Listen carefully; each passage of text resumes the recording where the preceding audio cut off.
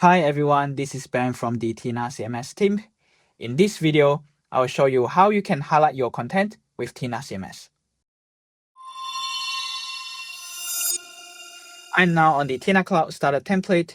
If I scroll down to the content that I want to highlight, so click on the Edit button, you will see the rich text editor show up and select the text.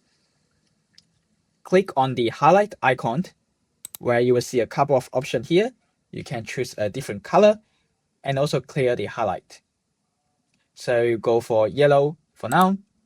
As you can see, the yellow highlight apply in the rich text editor and also in the content. And for now, I want to apply a different color. So select the content again, click on the icon and choose red. As you can see, the red highlight applies and the text color changed to white automatically for better visibility. So let's have a look on how it looks like in the raw Markdown. Click on the Markdown button.